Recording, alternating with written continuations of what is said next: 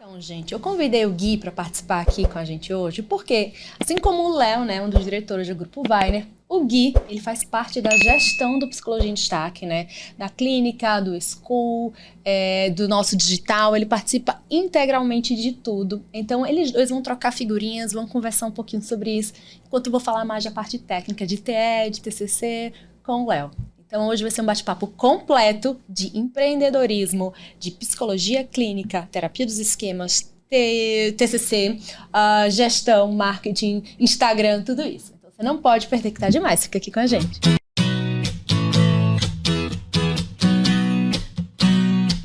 Olá, meus queridos psis de destaque, bem-vindos a mais um quadro no meu sofá, que eu acho que eu vou ter que trocar de nome, porque, na verdade, a gente hoje está aqui num cenário diferente, né? E eu tenho dois convidados. Um deles é o Gui, que vai participar aqui comigo, né, como host também, e o outro é o Leonardo Weiner, que a gente está muito feliz de ter ele aqui hoje. E eu queria apresentar um pouquinho, né, do Léo para vocês, antes de a gente chamar ele para o nosso bate-papo. Né?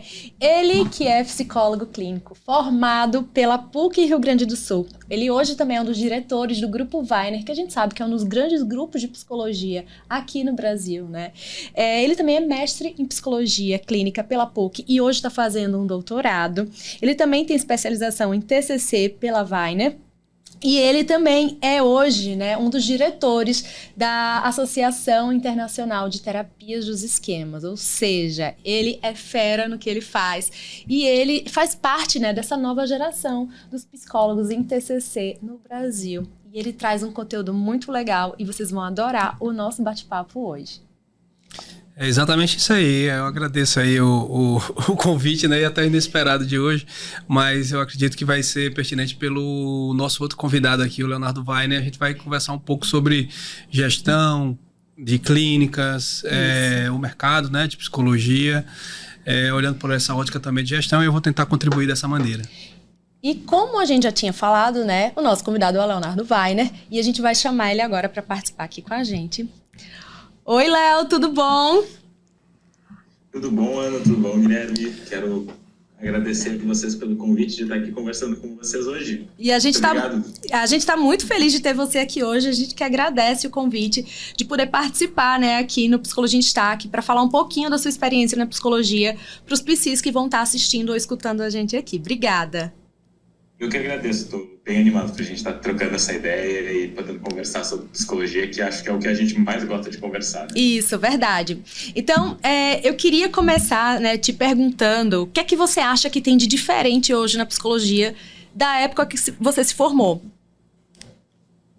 Eu acho que tem algumas coisas bem diferentes, assim. Eu acho que, querendo ou não, a pandemia fez um boom tecnológico muito importante. Eu acho que há uma modificação e há uma tendência atualmente de práticas mais baseadas em evidências do que quando a gente estava na graduação. Enquanto eu estava na graduação, ainda muito questões de modelos psicoterapêuticos mais tradicionais era visto muitas vezes na graduação, e querendo ou não, com um maior contato à informação e com mais pessoas disseminando realmente conteúdo de qualidade, falando sobre evidências, eu vejo isso uma diferença muito importante, né? Eu vejo como essa discussão sobre evidência, sobre como a gente pode trabalhar melhor os nossos pacientes, essa questão até um pouco mais ética mesmo, com a pessoa que está ali buscando o tratamento, tem ganhado mais influência. Ainda eu acho que outras duas diferenças importantes é como a gente tem vários modelos de psicólogos hoje disponíveis. Quando a gente estava na graduação, de novo, eu sou uma pessoa que eu me sinto meio privilegiado. Porque, querendo ou não, sempre tive meu pai, minha mãe. Você teve uma super escola em casa, né? É uma super escola. Isso. E, querendo ou não, muitos profissionais. Então, eu sempre tive muitos modelos do que um psicólogo, uma psicóloga poderia ser. Mas eu sei que, para a maior parte das pessoas, é muito distante. O que um psicólogo, o que uma psicóloga faz? Como tu pode ser? Eu acho que, querendo ou não, as redes sociais e a aproximação de profissionais de alto calibre, com pessoas que estão na graduação, ou até mesmo não fazem psicologia, até pacientes, faz com que a gente tenha modelos diferentes, a gente possa se inspirar e possa ver que a nossa autenticidade também tem espaço. Então, eu acho que isso é muito, muito importante. E, por final, e não menos importante, eu vejo como as tecnologias, e digo especialmente inteligência artificial e machine learning, né, que é a aprendizagem de máquinas, realmente também está tendo espaço hoje na psicologia, e é uma questão que, querendo ou não, vai fazer parte da nossa prática em algum tempo. Não acho que um período tão distante. Acho que nós vamos ter aí uma revolução, ao menos na nossa tomada de decisão clínica, que vai ser apoiada muitas vezes por esses algoritmos que realmente podem estar nos auxiliando. Então, acho que tem bastante eu brinco falando, aí. sabe, Léo, que aquele futuro dos desenhos animados que eu assistia quando era criança chegou, a gente está vivendo ele. E aí, junto com essa tecnologia que está aí fazendo parte do nosso dia a dia, vem várias questões, né? Eu acho que questões éticas ficam bem pontuadas. Eu acho que as redes sociais, né, também fazem muito parte hoje da vida dos profissionais de psicologia. E aí entra também essa questão, até que ponto é o nosso limite, até que ponto que a gente pode fazer, como que a gente pode se relacionar e fazer um trabalho ético online também. E também falando dos atendimentos online, né? Porque como a pandemia também trouxe isso à tona e popularizou um atendimento que antes era visto não com tão bons olhos. Eram poucos profissionais que faziam, era mais a exceção e não a regra do atendimento, né? Perfeito, e eu acho que isso também fala de uma cultura muito forte que nós temos aqui no nosso país, porque se a gente for olhar até para outros países, a gente tem grandes evidências da eficácia da terapia online de muitos anos. A gente tem vários artigos de 2010, 2015, nos anos 2000, realmente mostrando como era possível, viável, e a gente via aqui no Brasil uma certa relutância, uma certa barreira realmente em fazer isso. E, bom, podem existir milhões de explicações para isso, tenho algumas ideias e a gente pode ficar discutindo sobre isso, mas a grande questão é que quando veio a pandemia, realmente a gente não tinha mais como fugir dessa realidade. E essa realidade, ela está se mostrando como a terapia pode ser realmente eficaz no setting online, como também facilita o acesso de pessoas que muitas vezes se viam presas em uma determinada região geográfica do nosso país. Isso, que às vezes não tem acesso, né? Ou o acesso era tão restrito que, bom, tem 3, 4 psicólogos na minha cidade, o meu irmão e a minha mãe já fazem, e aí? Com quem que eu vou fazer? Então, até mesmo em contextos como esse. E sim, essas revoluções tecnológicas, semana passada ou retrasada, teve a questão do óculos de realidade aumentada da Apple, que todo mundo estava falando, e bom, como isso também pode estar impactando, não sei se isso realmente vai virar algo que as pessoas vão usar tanto, vai ser tão disseminado. Eu já fico imaginando que se isso for mais disseminado, a gente usar para exposição na sessão, sabe? Não, total. Eu tenho várias aplicações ali muito legais. Mas é realmente interessante. E com certeza, eu acho que quando tu fala das questões éticas, eu acho que eu gosto muito de lembrar de uma palestra que o Paul Perris, que é um terapeuta do esquema da Suécia, ele falou, né? Então, falando sobre o adulto saudável, que é um jeito de ser, onde a gente está realmente mais conectado com o nosso jeito saudável, que a gente consegue parar, pensar, tomar decisões que vão estar mais alinhadas com os nossos valores. E ele falou, assim, que a gente precisa de influenciadores positivos. Ele falou até de influencers digitais mesmo, porque a gente tem muita informação. E o papel desses influenciadores também é de poder disseminar informação correta e combater a desinformação. Então, eu acho que tendo influenciadores, até como o trabalho que tu faz, eu acho que é muito importante para a gente poder realmente estar combatendo essa desinformação e também podendo propagar as questões éticas, porque existem vários cuidados que a gente também precisa ter, e até as resoluções dos próprios conselhos. Isso. A gente até teve a presença da Ana Sandra, que ela tinha sido a presidente até agora, no início do ano, do conselho, falando justamente sobre essas questões éticas e todas essas resoluções que a gente precisa estar por dentro. E aí você estava falando sobre essa questão dos influenciadores positivos, né? Isso corrobora muito. Tem um livro que eu li recentemente que eu acho fantástico, que chama Minimalismo Digital. que é justamente da gente focar no que é importante no mundo online. Ele é super importante, faz parte do nosso dia a dia. Mas a gente tem que entender quem está no controle. Se é a gente ou se é a internet que está nos controlando, né? As plataformas. Então, selecionar quem a gente segue, quem a gente vai lá estar consumindo conteúdo, faz uma diferença danada no nosso dia a dia, né?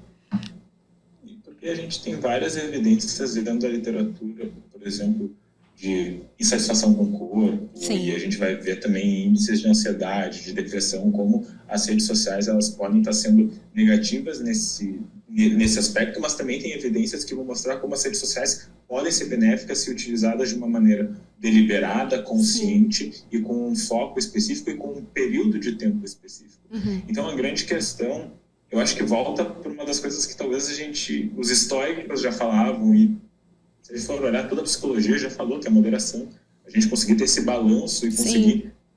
avaliar melhor como que a gente está utilizando daquela informação e dessa plataforma que é muito rica, que pode nos trazer muitas coisas positivas, mas é o que tu falou. Bom, eu estou vendo sempre o fulano no Instagram e toda vez que eu vejo o fulano no Instagram eu me sinto mal. Será que é a pessoa que tem que estar olhando e por que isso está te fazendo mal? Mas e por que me faz ainda querer estar aqui, né?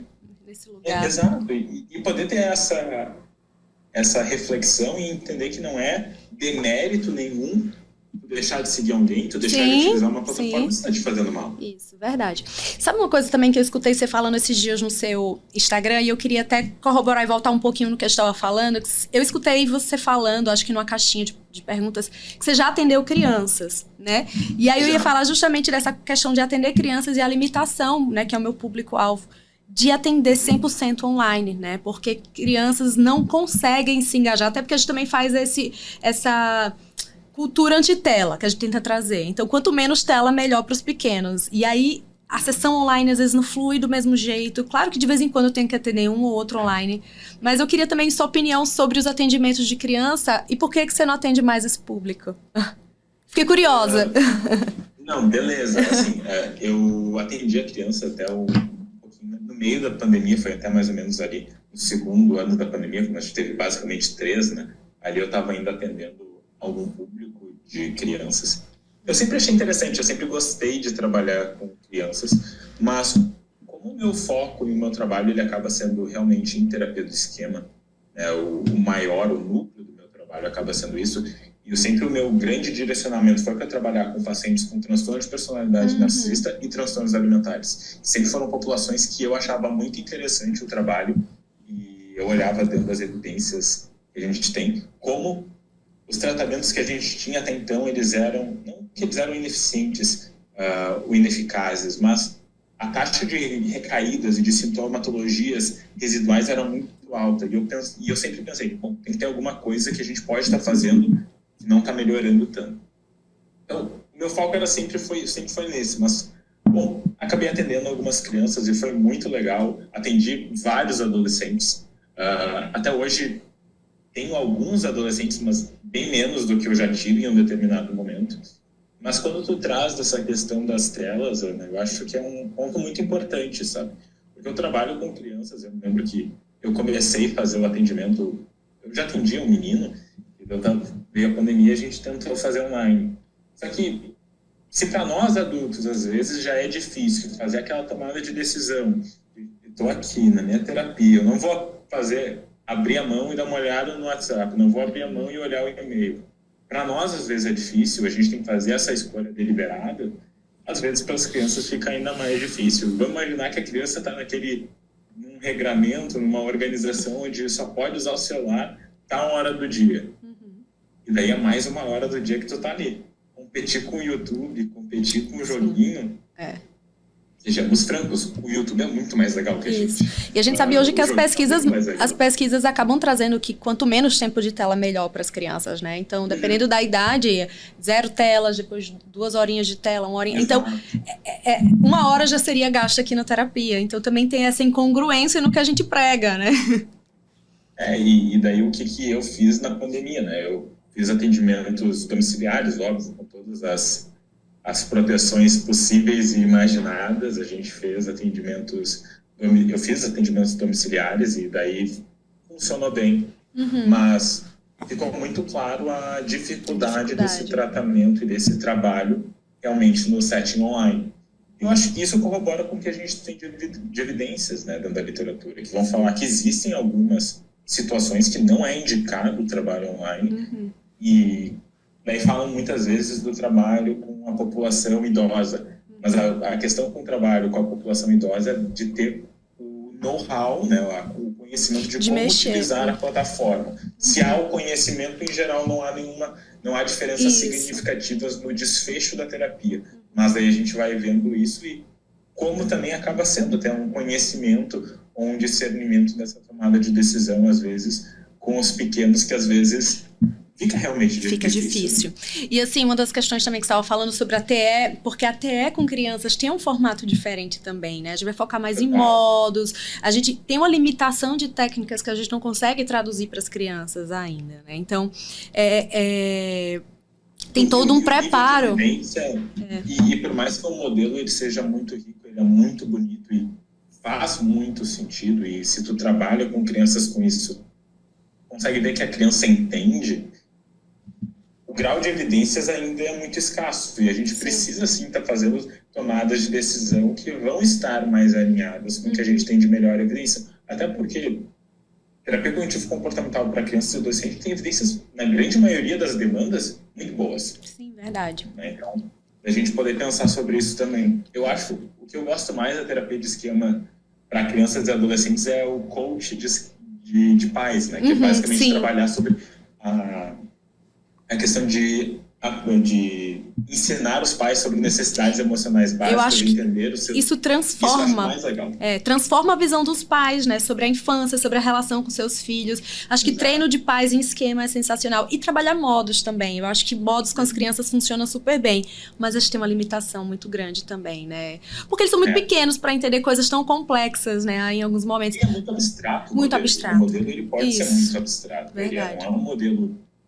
A gente estava num evento esses dias e a gente estava discutindo sobre isso. O modelo terapia de esquema ele é lindo, mas ele é um modelo complexo. Se tu for botar lado a lado com a terapia cognitivo-comportamental, é muito mais fácil fazer um processo de educação do modelo da terapia cognitivo-comportamental, tanto que o aspecto da psicoeducação na TCC clássica ganha muito mais valência e importância do que o da terapia de esquema, porque na terapia de esquema a gente quer fazer a psicoeducação muito mais do funcionamento do indivíduo perante os seus modos, perante os seus esquemas, essas estruturas. Diferente da TCC, que às vezes a gente psicoeduca muito mais sobre o transtorno, muito mais sobre o próprio modelo psicoterapêutico.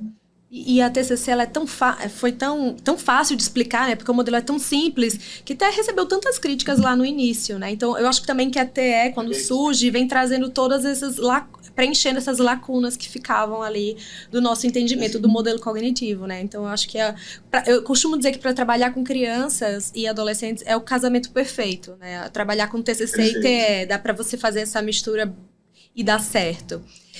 Mas, Léo, eu estava falando isso, né? Que eu não sabia que você atendia crianças, então eu fiquei sabendo nos seus stories. Eu também queria te fazer uma pergunta mais da gestão mesmo, até para o Gui trocar algumas figurinhas aqui com você, sobre como é que funciona também, né? Gerir um dos grandes grupos, né? Acho que é um dos maiores grupos de psicologia do Brasil, o Grupo Weiner, né? Então, acho que o Gui podia direcionar algumas coisas aí para vocês trocarem essas figurinhas de gestão.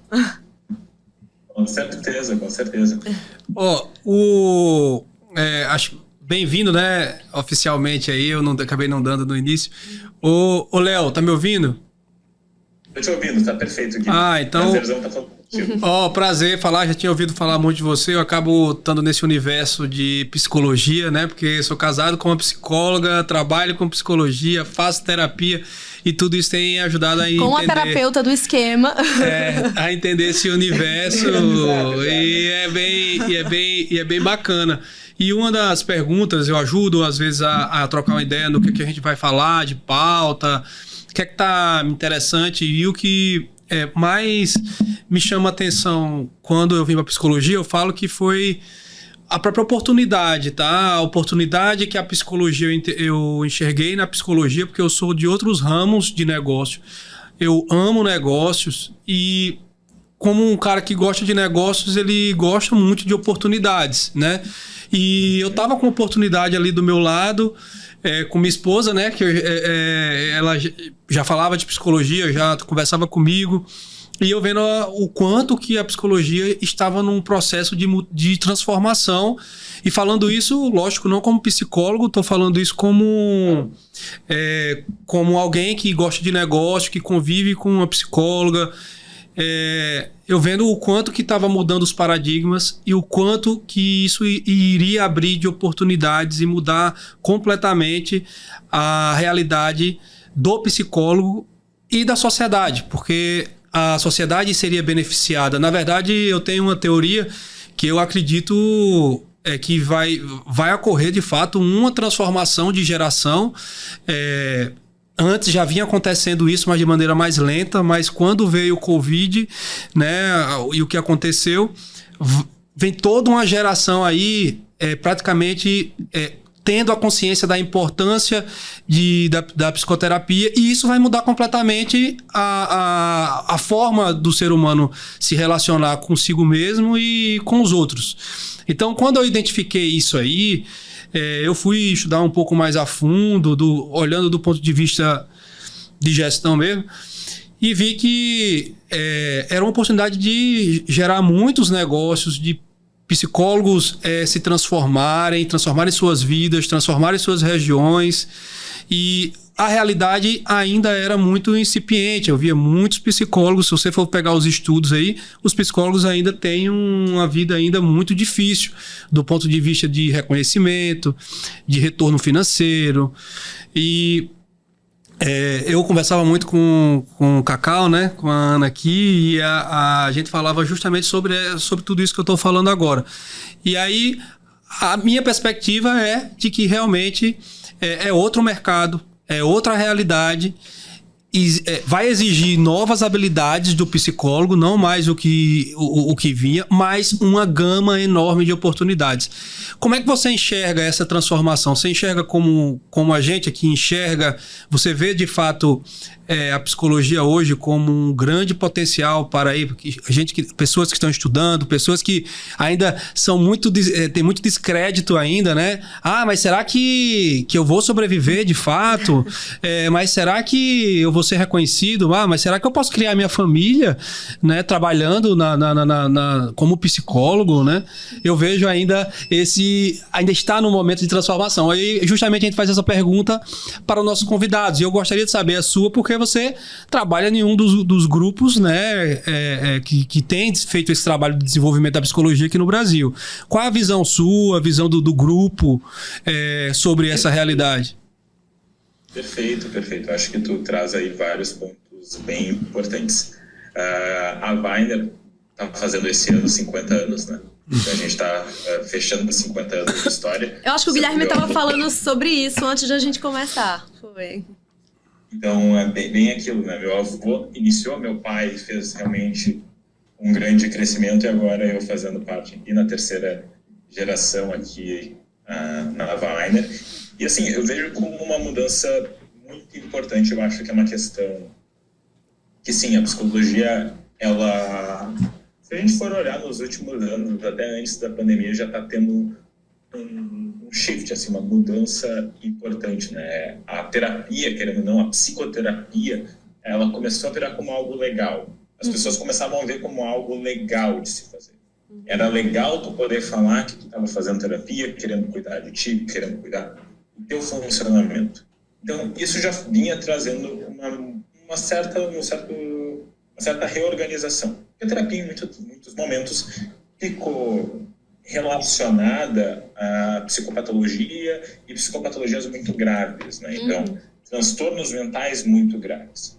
O que a gente percebe é que, na verdade, transtornos mentais mais leves e outras demandas também podem ser trabalhadas dentro da psicologia e da psicoterapia. Eu acho que tem um movimento de rede social, mas também de redes maiores do que a rede social, até mesmo de mídia geral, que vem dando uma ênfase ainda maior para a psicologia e mostrando como a psicologia ela pode ser aplicada e pode realmente melhorar a vida de várias pessoas, mesmo pessoas que não fecham critérios para transtornos. Então, a gente vê por exemplo, realmente de influencers digitais que são psicólogos. E eu trago o exemplo do Wesley, por exemplo, que tem mais de 1 milhão de seguidores com reservatório de dopamina, 100 e poucos mil alunos. Bom, isso é também de uma forma ou de outra colocar a psicologia em um certo destaque e de mostrar como a gente tem conhecimentos que podem estar ajudando as pessoas. E até da tua pergunta, né, será que eu vou poder alimentar minha família? Será que eu acho que é uma pergunta muito válida, porque às vezes a gente escuta, ao menos eu escutei na graduação, de que a psicologia não dá dinheiro, não dá muito dinheiro. Nós estamos entrando aqui, mas não é necessariamente pelo dinheiro. Eu discordo em vários níveis disso. Eu acho que qualquer profissão pode trazer retorno financeiro interessante. A grande questão é como tu vai estar organizando a tua carreira para isso. E a psicologia, ela tem bastante espaço. Sim, fazer psicoterapia acaba sendo algo que fica mais direcionado para uma certa classe da população, onde a maior parte da população brasileira, por exemplo, não tem acesso. Sim, e isso daí é um erro de base, é um erro de como a gente também remunera profissionais de saúde pública do nosso país. Esse é um outro problema, e um problema gigantesco que a gente também deveria ser visto e que, se visto, ia trazer, ganhos gigantescos para a população como um todo. Mas sim, tem como ganhar muito dinheiro, e o digital, querendo ou não, ele proporciona isso. E ganhar muito dinheiro, e ganhar um dinheiro bom, e ter uma vida que faça sentido, que esteja alinhada com os valores da pessoa. E a psicologia, ela pode prover isso. Tu pode fazer psicoterapia clínica, tu pode ser professor, supervisor, trabalhar com empresas, psicologia do esporte. Existe a psicologia, até uma das coisas que falaram, assim, que me perguntam às vezes, por que a psicologia ela é tão ampla na faculdade? Porque ela é uma profissão que ela pode ser muito ampla. E a gente precisa ter uma visão genérica para a gente poder fazer os direcionamentos posteriormente. Acredito que precisam de reformas em muitos currículos? Acredito. Ao mesmo tempo, eu acho que a tua pergunta, Guilherme, ela é muito legal, porque eu fui olhar meses atrás, assim, os currículos das graduações aqui no Rio Grande do Sul, e muito legal ver, por exemplo, marketing para psicólogos. Ai, que legal, legal. Essa é uma realidade que a gente não vive aqui. Não é uma realidade de grades curriculares aqui. E apresentando marketing para psicólogos, como organizar o consultório, questão assim de gestão. E é muito legal isso. Isso, é muito legal. E desculpa até estar te interrompendo, mas era uma das coisas que eu também estava querendo comentar aqui te escutando, porque eu acho que tem muita coisa que pode ser feita na psicologia. A gente faz muito brainstorming, né, nas nossas reuniões, a gente tem reuniões 2 vezes por semana com a equipe, e a gente pensa no número de oportunidades que tem, falta abraço pra gente fazer aqui na nossa equipe. E aí o que eu acho é que é muito isso, que o psicólogo não foi instruído a pensar enquanto negócio, a fazer um plano de carreira, a se organizar. Então, eu acho que trazer isso na faculdade já pode abarcar um pouquinho mais, né, Gui, dessa questão também. Essa visão que você deu agora, Léo, é exatamente a que a gente aqui também compartilha juntos. E, inclusive, a nossa escola, a Psicologia in Destaque School, ela nasceu justamente com esse objetivo de colocar as lacunas, principalmente em novas habilidades que são necessárias para o psicólogo, que a gente acredita que o psicólogo atual ele precisa de novas habilidades, né? Então, porque realmente a psicologia mudou, e ela mudou para melhor, a gente pode falar assim, né? Desde da evolução científica, né? Baseada em evidências, mas também como oportunidade. Aí eu falo a mesma coisa nas minhas rodas de conversa, na nossa equipe. A gente fala que são tantas oportunidades que dá para você viver realmente muito bem, diga-se de passagem, muito melhor até do que outras profissões que são consagradas, né? São vários exemplos que a gente poderia colocar. Esse aí que você falou, né? dos influencers, mas até na própria clínica, na própria clínica mesmo, entendeu? E é um pouco dessa bandeira que a gente levanta um pouco, sabe? É necessário que haja uma nova tem muita oportunidade, a gente fica um pouco triste por não enxergarem, às vezes, essas oportunidades e continuarem menosprezando um pouco o que tem. E a gente, sabendo que existe, sabendo quais são as oportunidades, a gente fica tentando abrir a mente aí. Uma das coisas que eu ia perguntar, já tentando entrar aqui, é que também a gente costuma perguntar um pouco assim da própria trajetória do convidado.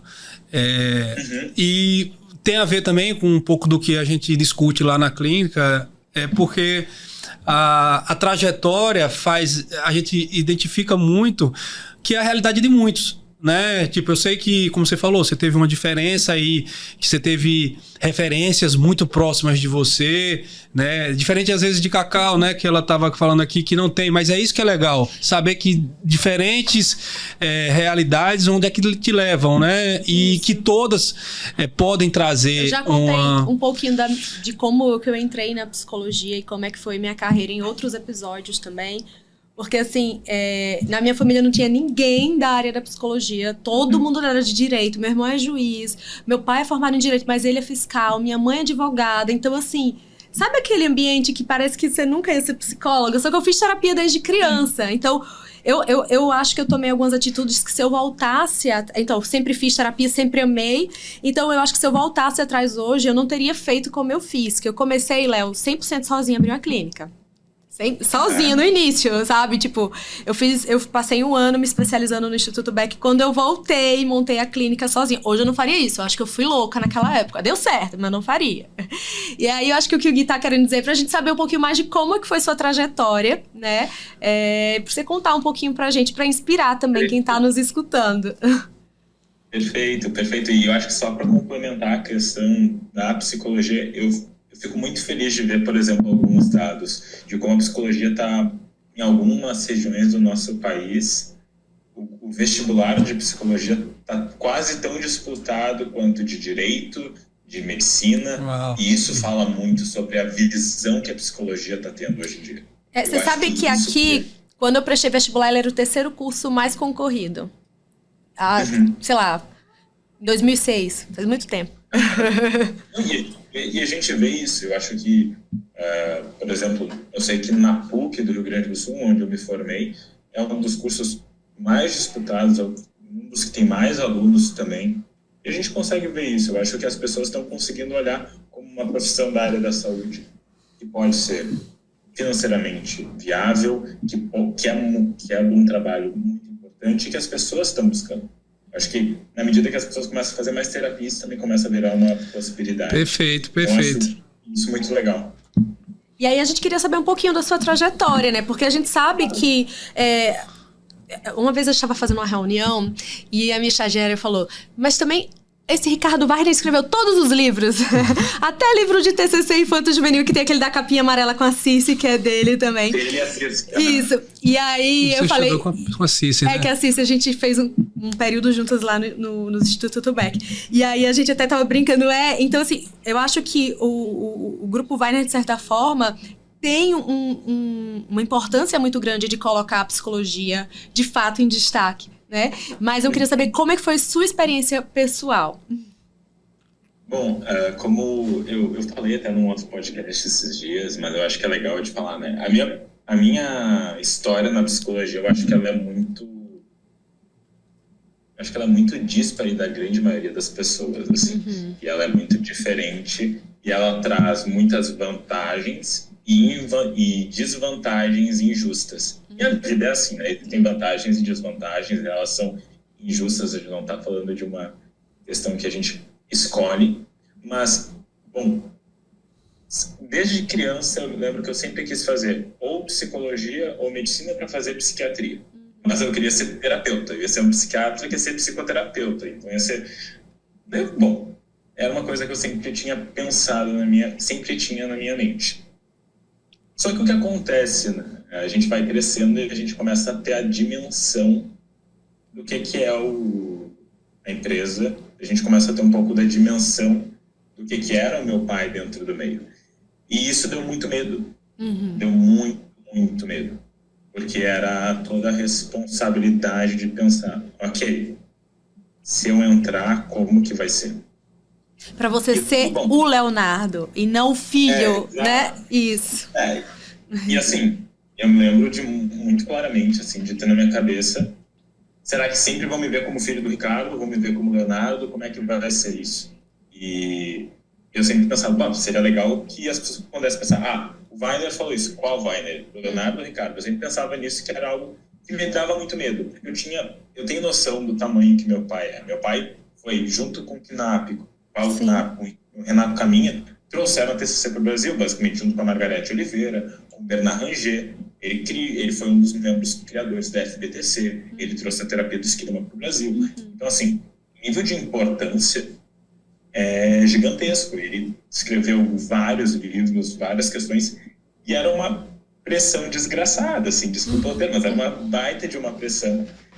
E eu acabei até tentando fugir, fiz um período de direito antes de fazer psicologia, para não ter que lidar com isso. Mas o tempo passa, a gente percebe o que a gente realmente quer, e fui e fiz psicologia.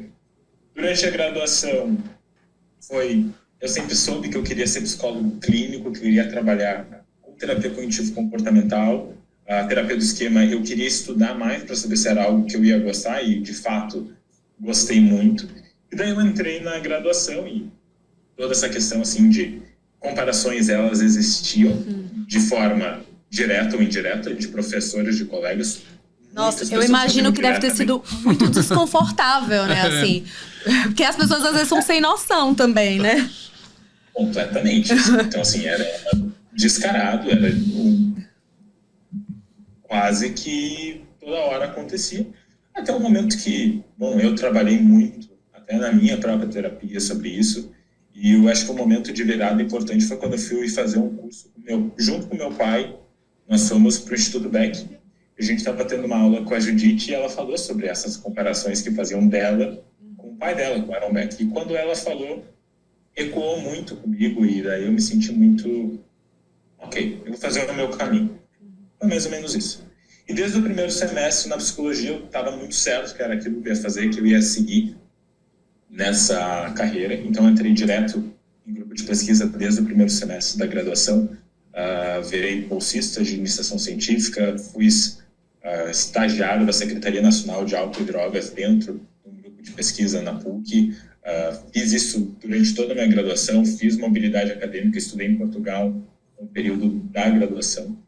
E daí eu retorno para o Brasil, termino a graduação, já estou terminando fazendo a especialização em terapia cognitivo-comportamental. E daí, quando eu termino a graduação, também já faço o mestrado em psicologia e começo a minha formação em terapia do esquema.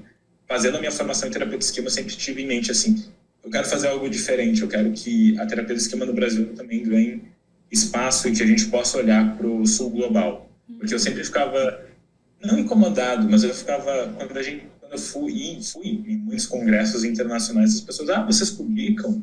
E, pô, a gente tem muita publicação, a gente tem muita coisa legal que a gente faz aqui. Então eu pensei, cara, eu quero ajudar isso também. Quero ajudar isso. Eu pensava ao mesmo tempo na terapia do esquema. Eu quero que a terapia do esquema ganhe mais espaço dentro das práticas baseadas em evidência. E eu sei que para fazer isso, eu precisava também estar mais dentro da sociedade da terapia do esquema para poder auxiliar. E que hoje você faz parte, né? Isso. Hoje eu sou um dos diretores executivos da Sociedade Internacional de Terapia do Esquema. É o meu segundo mandato lá. E daí o Travis Atkinson, que era um dos diretores, ele veio para cá num dos cursos que a Weiner deu, logo antes da pandemia, e eu falei para ele que eu queria participar, queria ajudar. E daí ele me auxiliou um pouquinho nisso, e daí eu acabei entrando na diretoria da ISST. E bom, e daí venho trabalhando também nisso, né? Então o meu trabalho, ele foi muito, e a minha trajetória, ela foi sempre muito focada no momento que eu sabia o que eu queria em relação a isso, depois que eu tive que trabalhar essas questões muito internamente. Óbvio, teve várias dificuldades e percalços e ganhos e felicidades no meio, mas daí foi muito focado também pensando na terapia do esquema, pensando nesse trabalho com terapias cognitivas, que é o que eu realmente gosto muito de fazer, e fazendo bastante curso. E eu acho que é sempre a grande questão, né, de ler tudo que eu podia. Eu sou muito...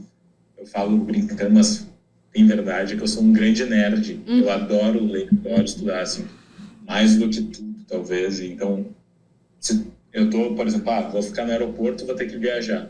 Eu sempre tô com livro. Eu volto de viagem com a mala pesada. Não é de roupa. Eu comprei um monte de livro. Porque os livros, eu gosto dos livros de cor, eu gosto de livro de papel. Eu também. Também. Eu não gosto de Kindle, não gosto, pra mim, nem não gosto de usar o iPad na sessão, não. Pra mim tudo papel, eu gosto também do livro. Sou dessas, igual a você. Acho que foi mais... Engraçado, eu tava até falando isso pro Gui também ontem, né? Eu me sinto meio nerd às vezes também, com o livro toda hora, mas é bem isso, né? Eu acho que psicólogo é uma classe que estuda muito, né? E não dá pra parar, né? Porque, na verdade, se a gente for parar pra pensar e avaliar as próprias evoluções de todas as linhas teóricas mudaram muito desde o início. A própria terapia do esquema, a própria terapia cognitivo-comportamental, todas têm evoluções e bifurcações importantes que a gente precisa, sim, estar estudando.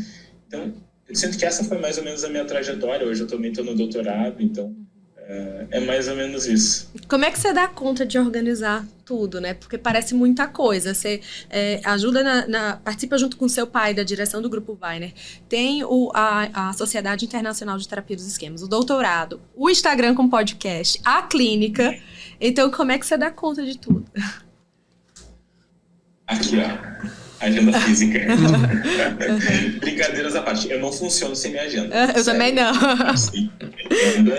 Eu não funciono e eu preciso anotar tudo para eu não me desorganizar. Eu acho que tem...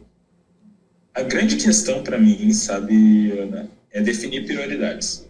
Eu preciso saber quais são as minhas prioridades e daí eu vou elencando como eu vou orientar as coisas. Eu trabalho bastante e eu gosto muito de trabalhar bastante. Eu gosto do que eu faço, eu gosto muito de atender.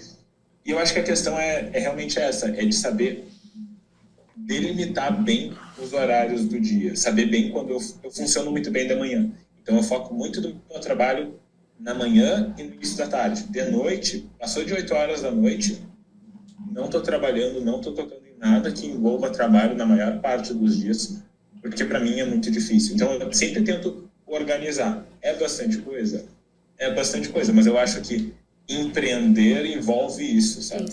Empreender envolve a gente também entender que existem ciclos e momentos. Por exemplo, agora está um momento bem intenso de trabalho. Daqui 2, 3 meses, de repente, pode dar uma ciclada para baixo e poder entender que empreender é um pouquinho disso. E querendo ou não... Verdade. E uma das coisas, a gente precisa também se preocupar muito com a nossa saúde mental. Porque quando a gente tem muitos projetos, né? Eu tava beirando um burnout alguns anos atrás, né, Gui? De tanta coisa. Porque, assim como você, eu acabo também amando muito meu trabalho. Então, é algo que você quer estar ali fazendo. Então, até que ponto é meu trabalho? Até que ponto eu vou dividir minha vida pessoal? E a gente precisa ter, né? Eu tive que mudar completamente a minha vida depois que eu engravidei. Eu tenho uma nenenzinha vai fazer 10 meses essa semana. E quando eu descobri que estava grávida, eu pensei, eu vou ter que mudar, porque não tenho condições mais de chegar todo dia tarde, de passar o dia lá na clínica, almoçar na clínica todo dia.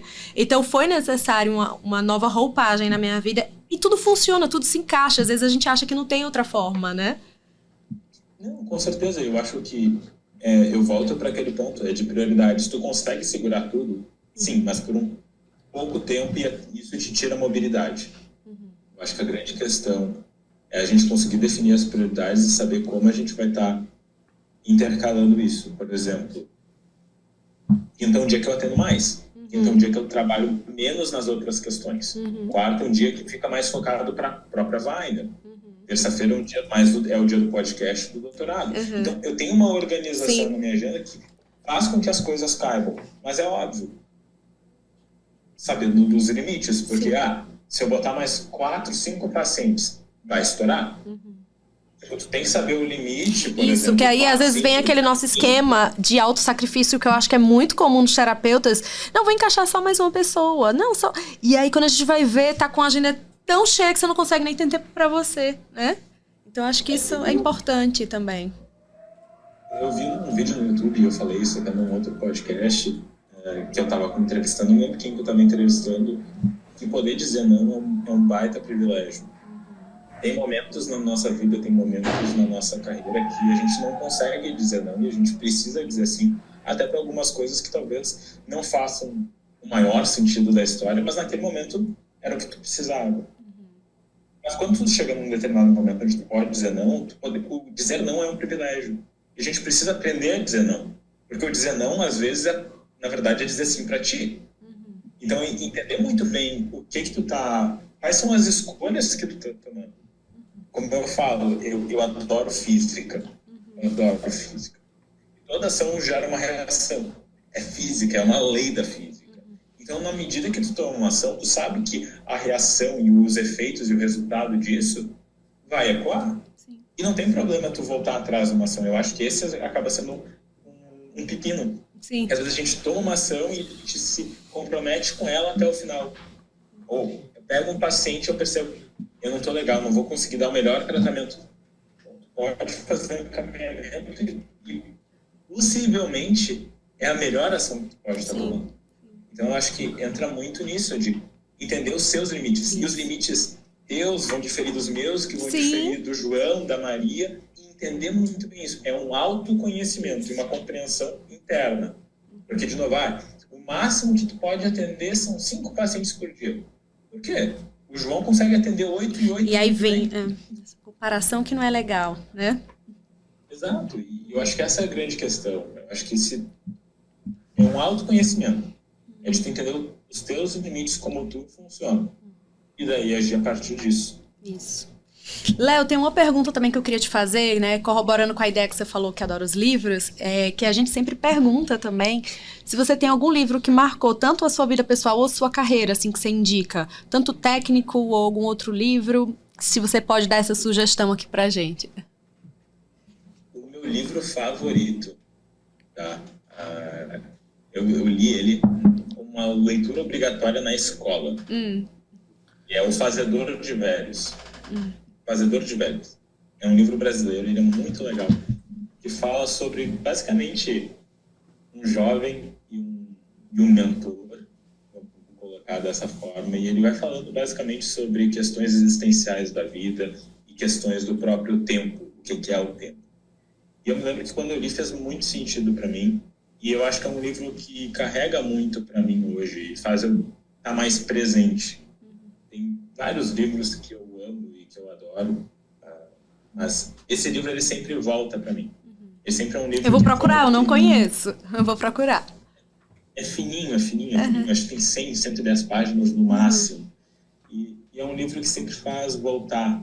E tem uma frase que eu não sei de quem é, mas que diz assim, que se tu pensar na tua morte 5 vezes por dia, tu vai ter uma vida feliz. Porque tu vai estar mais presente, tu vai estar mais conectado com a finitude da tua vida. E aquele livro, ele me conecta com o presente. Ele me conecta com o que está acontecendo agora.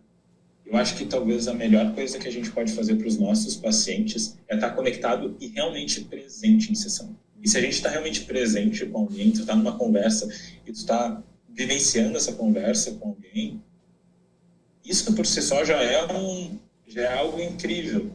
Que a gente vive nesse mundo que é tão interconectado, e daí é o celular, é o relógio que está buzinando e tudo mais. Mas tu tá presente, eu acho que isso faz muita diferença. E esse livro faz isso comigo.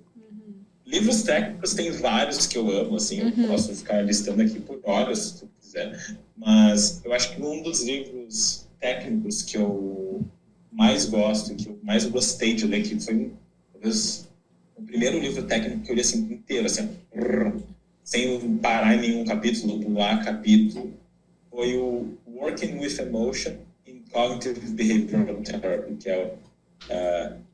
é aquele livro que quebra com o mito que a terapia cognitivo-comportamental não trabalha com emoções. E mostra realmente vários aspectos do trabalho emocional em terapia cognitivo-comportamental. É um livro que eu sempre recomendo para quem consegue e sabe ler inglês. Infelizmente, ele não está traduzido para português. Mas é um livro incrível, assim, e não que ele tenha mudado necessariamente muito da minha prática, porque eu já tinha muito essa clareza que a TCC trabalha, mas traz tantas técnicas e intervenções interessantes. Então, esse é um livro que eu sempre estou voltando, eu sempre estou lendo um capítulo ou outro, também para estudar, para dar alguma ideia. Então, Acho que esses são dicas dois mais que anotadas, né? Para todo mundo que estiver aqui assistindo ou escutando a gente também, para já procurar, né? Porque eu acho que sempre é bom essas dicas para a gente estar trocando essas figurinhas. E falando também de livro técnico, né? Também queria te perguntar que técnica que você gosta mais de utilizar na prática, assim. Porque sempre tem, né? Uma estratégia específica que a gente gosta mais de utilizar. Para você, qual que é? É tão difícil escolher só um, porque a gente fica pensando em coisas assim que a gente gosta de utilizar. Eu acho que a técnica que eu mais gosto é a utilização de fotos para identificar necessidades emocionais básicas. Eu acho que é o primeiro contato de muitos pacientes com a ideia de que existem vulnerabilidades e existem necessidades que não foram bem acolhidas e que o paciente, ele ou ela, tem direito daquilo e poder olhar para sua história e poder ver o que faltou, o que ele ou ela precisa, talvez ainda hoje não tenha. Então, eu acho que essa é a minha técnica favorita, até porque eu acho que é uma das primeiras técnicas, assim, quando a gente está trabalhando terapia do esquema, que realmente conecta o paciente.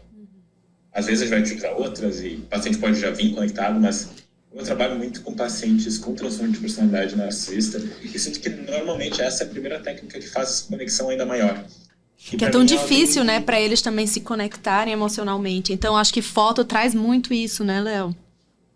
Traz, e é uma técnica que para mim faz muito sentido. Eu acho que ela é simples, mas ela é tão poderosa. Então, nossa, eu sempre volto nela. Eu acho que essa é a técnica que eu mais gosto, assim, quando eu penso em técnicas. Adoro fazer imagem mental, adoro fazer diálogo de modos, confrontação empática, questionamento socrático. Nossa, adoro todas. Que bom. Essa eu acho que é aquela que fica... Foi a primeira coisa que veio na minha cabeça. Na sua cabeça, né? Quando a gente trabalha com crianças, a gente também usa muito as fotos das crianças, mas com outro sentido, né? E também acaba conectando mais porque fica algo mais personalizado, né? Que a pessoa tá ali se conectando com ela mesma. Então isso faz toda a diferença, né? E diálogo de modos é uma das coisas com modos que a gente usa muito com os pequenos, né? Então super funciona também. Eu digo porque na minha prática também faz sentido. Mas quando a gente vai pensar, muitas vezes, trabalho com imagens mentais, dependendo da idade da criança, não vai funcionar de jeito nenhum. Até pelo próprio desenvolvimento cognitivo das crianças. Isso, né? não tem alcance, fica né? muito confuso, não tem como. Não tem como. Verdade. Tem uma pergunta aqui, que essa pergunta foi até a Guilherme que colocou, né? Que é: o que é que você faria diferente na sua carreira se você pudesse voltar atrás? Se tem algo, né? Eu não me arrependo de nada. Eu não me arrependo de nada que eu fiz na minha carreira. Eu acho que todas as decisões elas foram importantes para fazer onde eu tô hoje. Eu acho que eu teria começado a fazer terapia antes da graduação. Eu acho que pode parecer meio estranho quando eu digo isso, no sentido da sua carreira, mas me atrapalhou muito emocionalmente as questões de comparação e me machucava muito. E eu demorei um pouco, eu demorei mais do que talvez eu precisaria ter demorado para buscar terapia. E daí eu sempre falo em aula, né? Se coloquem também um pouquinho no meu lugar. Quão fácil será que é falar do teu pai, da tua mãe na terapia, quando todo mundo conhece quem é teu pai e tua mãe? Então, existe um grau de dificuldade, de poder assumir, mas no momento que tomei essa liberdade, foi muito importante. E eu acho que, até pensando numa outra coisa, eu era muito relutante com o digital no início. Com o Instagram e tudo mais. Eu acabei demorando um pouquinho para ingressar de verdade, e no momento que eu ingressei eu gostei. Acho que eu tinha um certo receio no primeiro Eu acho que é legal porque as pessoas vão acessar o Léo de verdade, assim, dá uma oportunidade de mais pessoas te conhecerem, né? E também fazerem essa diferenciação. Não, existe o Ricardo Weiner e existe o outro Weiner, que é o Léo, né? Então acho que isso também é bem legal. Eu demorei um pouquinho, mas no momento que eu entrei eu realmente gostei, assim, eu tenho gostado do que eu tenho feito nas redes sociais e no digital como um todo. Acho que eu talvez teria entrado um pouquinho antes. Acho que esse talvez seja um outro fator aí. E poderia ter até ajudado nesse outro processo também, que eu falei. Sim, sim. E eu, na verdade, a conta lá do Psicologia em Destaque a gente tem desde sempre, né? Eu fiz essa conta, acho que foi um dos primeiros perfis mesmo de psicologia, né, Gui, quando a gente vai olhar. Mas eu não usava ele com uma forma estratégica. Eu fazia muito para o público final, era uma forma totalmente diferente. E a gente começou a criar conteúdo de verdade a partir do momento que o Guilherme entrou na gestão, né, para me ajudar. E eu também até queria que o Gui falasse um pouquinho sobre isso, que a gente tem todo o planejamento, né, nas nossas reuniões, tem todo um método. E acho que até ele pode te perguntar isso melhor, porque eu acho que a gente também queria saber como é que funciona isso, essa sua... Eu separei umas perguntas. Ah, tá. Então deixa ele falar. Ô, Léo, assim, já aproveitando o que você falou lá, né, eu deixei a Ana falar um pouco, porque também os assuntos eram pertinentes, mas eu separei algumas perguntas aqui que elas têm a ver com 2 pontos que você já falou. Um é empreendedorismo, eu vi você falando exatamente essa palavra e fala várias vezes. O outro também são redes sociais, você acabou falando agora, nessa última sua fala. Mas vamos lá. Uma das coisas que a gente faz aqui é tentar, inclusive, mostrar mais o outro lado para conhecer um pouquinho mais quem é que está lá do outro lado, né? E uma das coisas relacionadas às redes sociais foi justamente que eu acho que dá para lhe conhecer melhor, de fato, não fazendo associação, porque aí é você mesmo, entendeu? E isso foi legal, conhecer você. Eu nem não te conhecia, né? Então acaba que conhecer você lá, ali parece que a gente já, as redes sociais têm esse poder, deixa a gente já mais próximo da pessoa. Oi, Léo, né? Tipo, ai, E aí foi bem legal. A questão é que, além do uso correto, né, das redes sociais, foi muito, eu vejo de 2 formas. O lado positivo, que os psicólogos, como tudo, você também acabou falando aí que a parte positiva da tecnologia e do digital de poder impulsionar oportunidades e uma série de outros benefícios que trouxe, inclusive, para a psicologia. Eu coloco a internet como um dos grandes fatores que fizeram essa mudança da psicologia, né? A Ana Rizon também, num dessas conversas, ela também falou a mesma coisa, a importância, né, dos psicólogos terem entrado nas redes e a mídia de maneira geral. Mas também tem um lado negativo, né? É o lado que é focado, um lado muito mesmo superficial da psicologia, onde é vendido às vezes um serviço que sem ética, né? É um serviço onde a parte técnica ela também não é robusta, então vende-se algo muito bonito, mas na realidade não é. Isso acaba prejudicando também toda uma classe, né? Então a gente vê isso também, né? Eu fui para a psicóloga que era mais famosa lá da internet e não funciona e causou isso, causou aquilo. E então, assim, eram esses 2 lados. Queria ouvir um pouco a sua opinião sobre isso, justamente que você falou que já tinha até algo contra, né, no início, contra as redes. A gente acredita muito no lugar. Aqui a gente faz de uma maneira que a gente olha pelo lado positivo de levar realmente a psicologia para um destaque. Mas a gente também precisou encontrar esse balanço, né? Esse lugar que nos cabia, que me cabia. Então, assim, eu tenho coisas que eu jamais vou postar lá, porque não fazem parte do meu objetivo. Então, existe toda uma logística. Você tem que entender o que é ali. Sou eu de verdade, mas também eu não sou... Não é um diário da minha vida. É um diário da minha vida de psicóloga. É diferente, né? Sim. Acho que, seguindo a pergunta, o que aconteceu comigo que eu demorei um pouco para entrar? Meu pai, se vocês nos conhecerem, meu irmão mesmo, meu irmão tem um Instagram de engenharia, mas é um Instagram estourado, ele vende curso digital e tudo mais, é um engenheiro do zero, então talvez vocês conheçam, mas nós somos pessoas muito reservadas, a gente sempre foi, a nossa família sempre foi uma família reservada, assim, que a gente guarda as nossas coisas, a gente não gosta de aparecer, então sempre foi algo meio, parecia um pouco contra isso. Eu acho que ele demorou um pouco para poder entender, como tu mesmo falou, entender o espaço, entender como funcionava, entender como eu queria fazer isso de uma maneira que realmente conversasse comigo e conversasse com o que eu acreditava. Eu acho que o que tu fala, Guilherme, é fundamental, assim. Eu acho que existem grandes poderes, vêm grandes responsabilidades, e eu acho que a internet, ela coloca a responsabilidade na mão de todo mundo. Porque uma vez que a informação ela é colocada, ela está ali. Ela pode ser printada, pode ser enviada para um monte de gente, isso tu perde o controle sobre aquilo que tu colocou ali de uma certa maneira. Então, existe um grau de responsabilidade e de um pensamento ético que precisa estar permeando todo o processo. E outra, seguidores não quer dizer que tu faz um bom trabalho. Exatamente. Essa é a grande verdade. Por exemplo, se a gente for olhar para o próprio algoritmo do Instagram do ano passado para esse. Ano passado, se tu postasse todo dia e tu tivesse vários stories, tu ia ganhar seguidores. Essa é a verdade do algoritmo da plataforma. Então, não é pelo número de seguidores que a gente deveria avaliar se a pessoa é autoridade ou não é autoridade. Eu acho que esse é um ponto.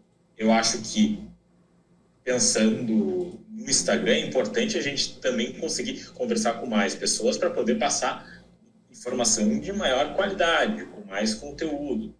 Mas seguidor por seguidor é ego só. Eu gosto de dizer. Se não tem um objetivo, se não tem uma clareza.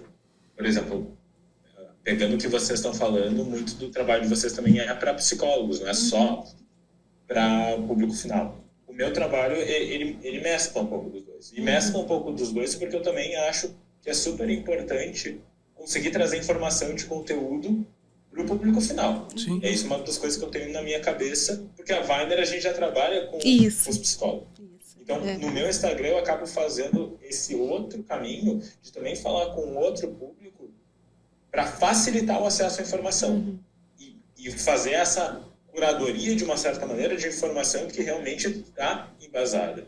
Porque sim, tá ali terapeuta no Instagram. Você não sabe se é uma pessoa psicóloga ou psiquiatra.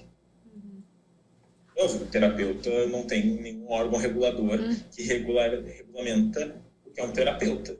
Então a gente precisa ter esse cuidado. E eu acho que a gente está falando de uma coisa muito sensível, que é a saúde das pessoas. E óbvio que dá para se perder no que a gente está fazendo, e às vezes isso pode acontecer, mas se a gente tem a clareza de que a gente está disseminando ali pode realmente mudar a vida de uma pessoa, tanto para bem quanto para mal, a gente tem que ter clareza da importância, da relevância e do peso que são esse trabalho. Tu abriu uma caixinha de perguntas. Tu tem uma responsabilidade com isso. Fez um vídeo, tu tem uma responsabilidade com isso. Eu acho que se tu tem essa compreensão disso, isso facilita também a tua tomada de decisão e como tu vai estar agindo. Eu acho que é bem por aí, né, Gui? A gente, quando foi montar essa estratégia, né, no Psicologia em Destaque, quando a gente mudou algumas coisas, a gente deixou isso bem definido também, da importância de sempre estar trazendo informação embasada em pesquisa, o que é correto, e não nada que seja muito empírico. Então, eu acho que é muito importante trazer isso. Não é aquela coisa, não vou fazer o videozinho da dança só pra ganhar. Não, eu falei assim, eu me lembro que o Guilherme falou, você tem que aparecer mais no Instagram. Eu falei, eu me recuso a fazer negócio de TikTok, de fazer dancinha, essa não sou eu. Só que aí de vez em quando, né, eles me pedem pra fazer uns vídeos, como eu trabalho com criança, então às vezes eu pago alguns micos aí online, mas é porque faz parte do meu trabalho com criança, até porque nas aulas também a gente ensina muita coisa lúdica, né, então enfim. Mas é um limite, então eu entendo o que é que faz parte, o que é que combina comigo, o que é que eu me predisponho a fazer. Então acho que não vale tudo por like. Eu acho que os psicólogos precisam pensar nisso, assim, que a sua posição, a sua imagem, é o seu trabalho, então você não quer ser visto. Que forma que você quer ser enxergado, né? A gente fala muito sobre isso, né, Gui? Como é que você quer ser visto pelas pessoas da sua área? Então, dancinha no TikTok pode te dar um monte de like e compartilhamento, mas eu não sei se é o propósito, né? Muitas vezes. Exato, e eu acho que é volta para aquele ponto de tu ter clareza, o que tu tá fazendo, por que tu tá fazendo. De novo, se a gente tem que parar e pensar antes de toda ação, por que eu estou tomando essa ação, a maior parte das nossas ações vão ser deliberadas e vão ser mais conscientes e, consequentemente, vão estar mais alinhadas com o que a gente realmente acredita. Isso. Eu tinha uma última... Vale, foi muito bom. Eu tinha uma última pergunta aqui, porque eu acredito também que seja curiosidade do... já que a gente fala muito para psicólogo, né? Então, aí a gente defende muito aqui, como o Grupo Weiner, a gente tem um grupo também que são 3 empresas, né? A gente tem... criação de conteúdo físico, livros, recursos terapêuticos, né, que é na parte nossa de lojinha que a gente chama. Tem a parte do School, que é uma escola digital, que a gente também faz eventos presenciais. E tem também a clínica e outros serviços digitais, né? Todos eles são muito bem posicionados e relacionados a levar algo para o mercado, né? E é o empreender. E aí você falou a palavra empreender. A gente fala aqui que hoje mesmo pela manhã a gente falou na nossa reunião que quando nasce um psicólogo clínico, morre um psicólogo do passado e nasce um psicólogo empreendedor, né? Porque ele, a partir dali, ele tem que ser empreendedor, não tem como não ser, né? Senão ele não consegue ter um desempenho, né, nesse mercado atual e poder se desenvolver. E eu vejo que o seu pai foi muito empreendedor e já vejo você também com muito empreendedorismo, né?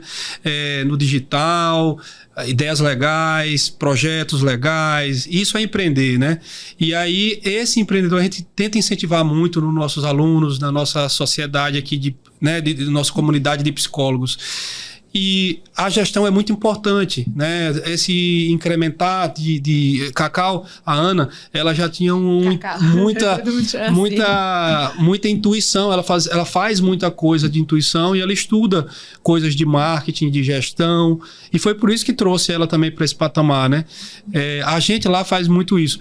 Como é o caso de vocês aí, boa parte dos psicólogos, eles às vezes não estão nesse nível, mas já está tendo psicólogos que nos procuram para a gente dar orientação de crescimento de clínica, de montar a sua própria clínica. Eles querem o nosso modelo e a gente tem feito isso aí, né? Tem mentorado alguns para que eles...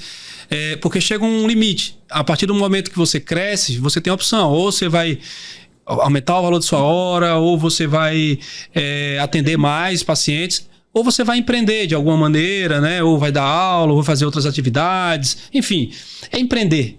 E eu acredito que vocês são uma referência nisso. A gente queria saber um pouco dessa experiência de vocês aí, com uma pergunta final que é muito rica, porque já tem muitos agora que também estão entrando, né? Nós nos consideramos também que estamos nesse patamar aí de gestão, inovação, criação de produtos, marketing. E aí eu acho que você é um diretor. E aí o que você pode contribuir com a gente aí nessa parte de gestão, de marketing, empreendedorismo, do grupo Weiner? Perfeito. Eu acho que essa é uma pergunta bem ampla e bem ampla, assim, a gente vai passar por vários pontos, né? O nosso objetivo sempre é de poder trazer a melhor informação e a melhor qualidade de ensino para os nossos alunos. Esse é sempre o nosso grande objetivo, de poder formar psicólogos que vão conseguir ajudar outras pessoas. Esse é o nosso grande objetivo, de sempre poder estar fazendo isso. E por que eu comecei a resposta por isso? Porque a gente também se baseia muito, não se baseia, mas a gente acredita muito no que o Simon Sinek ele fala, né? Tudo deve começar pelo porquê. E o nosso grande porquê é isso, de ajudar psicólogos a conseguirem cuidar melhor de outras pessoas. Então, no fundo, é tudo uma ótica de cuidado. Com os psicólogos, com os pacientes e com todas as pessoas em geral. Esse é o nosso grande porquê. Quando a gente pensa em empreendedorismo, a gente tem uma estrutura aqui com vários colaboradores que nos ajudam, e sem eles a gente não funciona de forma alguma, porque, querendo ou não, eu e meu pai, a gente vai lá, a gente faz um monte de coisa, a gente estuda bastante, mas, por exemplo, sem a nossa diretora executiva, que é a Carolina, que ela está ali nos ajudando todo dia, as coisas não iam andar, elas não andam bem sem o pessoal das vendas, do do acadêmico, do pessoal do marketing. Sem esse pessoal, as coisas não andam. E empreender, para nós, envolve muito isso da gente entender por que a gente está fazendo as coisas. A gente auxilia muito os profissionais dessa forma. A gente brinca, né? Que a psicologia, em um determinado momento, já foi um oceano azul, né? Onde tinha poucos psicólogos, ou até mesmo se existiam vários, estava todo mundo meio disperso. Hoje é um oceano mais vermelho, onde tem muita opção, tem muitos psicólogos, muitos cursos. Tá tudo bem, tem espaço para todo mundo. Isso. A gente acredita que tem espaço para todo mundo. A gente acredita nisso com muita clareza. Eu acho que o que nos ajuda a sempre ter essa mente de empreender e eu falo isso porque eu olho meu pai e eu fico imaginando e às vezes, tanto para mim quanto para meu pai, às vezes é difícil de perceber o impacto que as coisas têm. Porque, bom, meu pai tendo trazido a TCC, a terapia de esquema, querendo ou não, se ele não tivesse feito, alguém teria feito. Isso é importante, a gente tem muita clareza que alguém teria feito isso. Mas o impacto de poder ter ensinado outras pessoas, e o impacto que isso tem nos pacientes e, consequentemente, nas famílias, nos colégios e tudo mais, é incontável. É contável. Então, é realmente da gente conseguir fazer essa rede e conseguir fazer esse impacto também. Perfeito. A gente acredita muito nisso aqui também. O nosso porquê, a gente fala, se um psicólogo não estiver bem, como é que ele vai cuidar de outras pessoas, né? Como é que isso de maneira geral, no global, né? Mentalmente, financeiramente, tecnicamente, né? Então, e aí isso também nos move aqui, né? E eu vejo que o que vai acontecer com os outros profissionais que a gente incentiva é isso, empreender, tentar melhorar, né, as situações, né, Verdade. Tudo que tem ali no universo, né? Eu queria até complementar também, dizendo porque eu acho que por dele, muitos... né? Eu sei que tem no seu horário, só para finalizar, que eu acho que por muito tempo a psicologia era muito concentrada no centro-sul, sudeste, né? E eu acho que a psicologia aqui no Nordeste está crescendo muito. Eu vejo que o Norte ainda tem muito que crescer, né? Eu acho, por exemplo, hoje a gente estava conversando e eu vejo que Maceió já é um polo de psicologia muito importante. A gente tem muitos profissionais de destaque aqui. A Jaque, né? A Jaque, por exemplo, a gente viu até que vocês estavam no esquema em turnê com a Jaque e com a Ana Paula. Você estava no Recife agora? Isso, em Recife, aqui pertinho. Então, assim, eu vejo que hoje a gente já tem muitos profissionais, né? E eu fico muito feliz de ver que o Nordeste está sendo colocado no mapa da psicologia, de certo modo. Porque eu acho que por muito tempo era como se fosse preterido, sabe? Era só Sul e Sudeste. E tem muita psicologia com ciência, com pesquisa, com qualidade aqui, né? Então eu também acho que isso é uma grande mudança que a gente teve no cenário nos últimos anos da psicologia. Com certeza, quando a gente olha, de novo, talvez o Rio Grande do Sul foi um dos lugares que foi mais influenciado pela Argentina, e querendo ou não, a Argentina tem uma história de psicologia gigantesca de muitas pessoas que chegaram ali de fato e trouxeram psicologia, então querendo ou não tem uma influência, porque a gente realmente é muito próximo e querendo ou não essa influência gerou e sendo também de alguma maneira um pouquinho do berço de algumas questões, e a gente pensa daí também em programas de pós-graduação, porque aqui querendo ou não houveram muitas pesquisas, e daí a URGS e a PUC do Rio Grande do Sul, mas isso é uma questão, né? O nosso país, ele é continental. E é muito difícil a gente conseguir ter a mesma divisão de renda, de conhecimento, de estudos. Porque você vai aqui no Rio Grande do Sul, tu vai para o sul do Rio Grande do Sul, tu vai para a capital. Nossa, já são coisas muito diferentes. Imagina sair de Porto Alegre para Manaus. São coisas ainda mais diferentes. Mas a gente tem, sim, a psicologia ela tem chegado, ela tem se disseminado cada vez mais. A gente tem conseguido trocar mais com outras pessoas. E a gente estava até falando sobre isso. Eu acho que a grande questão é a gente ter pessoas que vão estar trazendo informação, que vão estar podendo auxiliar. Porque hoje em dia, querendo ou não, tem muita informação. Se tu entrar no YouTube e pesquisar terapia de esquema, vai ter aula de terapia de esquema. Mas eu não falo inglês, bota no chatzinho aí de tradução automática do YouTube. Vai ficar alguma coisa estranha? Vai, mas tu vai pegar, sei lá, você vai compreender. 80%. Isso. Vai pegar 80%. Então, assim, é muito legal ver essa democratização de conhecimento. Porque, assim, eu me lembrei agora da fala da Jaque, que ela vinha de 15 em 15 dias de Maceió para Porto Alegre para fazer a formação em esquemas dela. É muito difícil que a maior parte da população consiga fazer algo assim. Então é muito legal ver a democratização e ver como polos estão surgindo dentro de cada região do nosso país. Eu acho que... Eu acredito e eu espero que isso só aumente. Aumente, eu isso. Acho que verdade. Esse também, eu fico muito feliz de ver vocês fazendo esse trabalho. Fico muito feliz de ver o INSEE. A gente fica muito nessa de trazer eventos para cá, né? A gente está organizando um simpósio em Recife, em novembro, de TCC Infanto-Juvenil, justamente porque tem pouca coisa aqui ainda, né? Então a gente quer trazer mais, né? Com certeza, e eu acho que as coisas elas têm evoluído e têm ido para esse lugar. Isso. Tem muito espaço para crescer? Tem muita coisa ainda para se fazer. Mas é importante também a gente olhar o quanto a gente já conseguiu andar. Isso, verdade. Porque senão a gente perde o foco. Né? Verdade. Léo, eu sei que já está na sua hora, né? Eu quero agradecer muito a sua participação aqui no nosso podcast. Eu tenho certeza que todo mundo que está nos assistindo ou nos escutando vai se enriquecer muito com a sua fala. Então, assim, obrigada pelo carinho, pela atenção. Você já topou de primeira, né? Quando eu falei, claro que eu topo. Então, obrigada de verdade. E eu espero que a gente se encontre em breve, né? O Guilherme vai comigo também para o simpósio Weiner esse ano em São Paulo. Então a gente vai se encontrar. Então a gente se encontra esse ano, né? E obrigada demais. A gente gosta muito de você, a gente acompanha seu Instagram, né? Eu digo a gente porque lá é a equipe toda, né? Não só sou eu que administro o meu Instagram. Então, todo mundo também curte muito o seu conteúdo. Então, obrigada demais por enriquecer hoje a nossa tarde aqui. Eu que agradeço. Foi um prazer estar falando contigo, Ana. Um prazer estar falando contigo, Guilherme.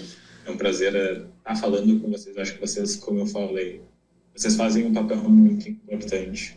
Eu acho que estar no digital e poder propagar a informação correta, com evidência, isso é uma coisa que faz diferença. É aquela coisa, tu faz um post que faz a diferença na vida de alguém, nem que seja um postzinho mais tranquilo, e a pessoa, putz, de repente dá para fazer isso. E faz isso e tem um efeito. Isso já se pagou o esforço, já se pagou as horas de pensar no post e tudo mais. Então, eu quero agradecer de novo a vocês pelo espaço, pela conversa, adorei as perguntas. Obrigada. Obrigado. Um beijo bem grande, viu? Boa semana pra você. Tchauzinho, Léo. Obrigado, viu? Obrigada. Foi um prazer. A gente se encontra em breve. Um beijo. Foi demais, não foi, Gui, esse bate-papo com o Léo? Muito bom, uma visão aí bem renovada e moderna da própria psicologia, vendo que tem uma oportunidade gigante realmente de atuação, até pela experiência do próprio Grupo Weiner, né, que é uma das líderes aqui no Brasil nessa área de psicologia. E o que eu acho legal também, né, ele está trazendo essa visão dele, né, da terceira geração aí, né, da psicologia na família, e como que é legal ele construir essa identidade, né, própria dele. Isso é muito legal também. Então foi muito gostoso esse papo e eu quero te agradecer de ter participado aqui com a gente hoje, e eu espero que você participe de outros podcasts aqui também. Vamos lá, vamos falar aí mais sobre o que é o Psicologia em Destaque grupo, né?